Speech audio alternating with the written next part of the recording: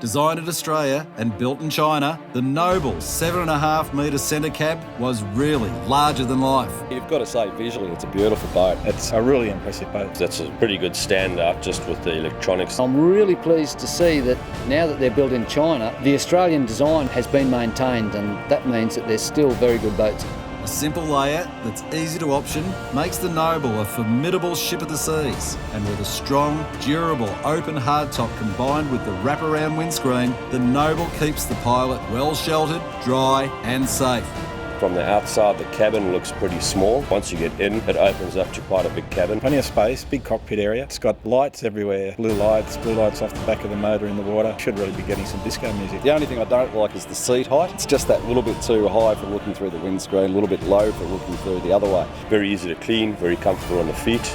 The noise levels were actually very, very good. It's been sound deadened with a rubber type material on the floor, and also it's carpeted right around the inside as well. The Noble is also finished off with precision and style. They've spent a lot of time on the fit and finish on this boat. Externally, it really looks good as far as paint and decals and that are concerned. It looks good. Maybe you let down a little bit in some of the areas where they've had the bog to cover up the wells. Could do with a couple of extra little grab rails here and there. The overall impression of the boat is that it's a pretty good thing.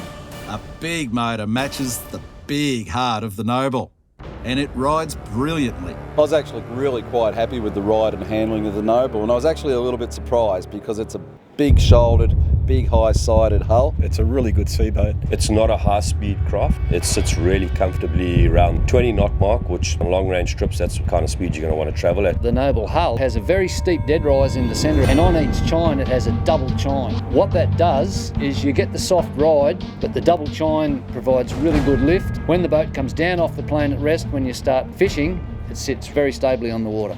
Very gutsy out the hole. And flat water, you can wind it right up to like 70 k's an hour. It sticks its nose up in the air beautifully into a following sea as well. It's a boat that's been built specifically for long-range trips. A very, very suitable craft for that. The Noble was built to be an optimal fishing machine.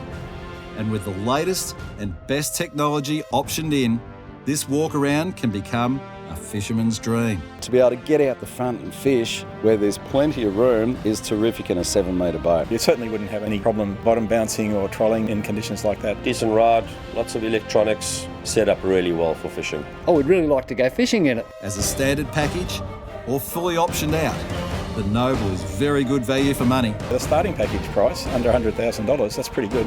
It's considerably cheaper for a similar sized boat, so the Noble is actually pretty good value for money. When it's parked in your driveway, your neighbour isn't probably going to come out and go, wow. But if your neighbour's a keen fisherman, he'll be with you the next weekend.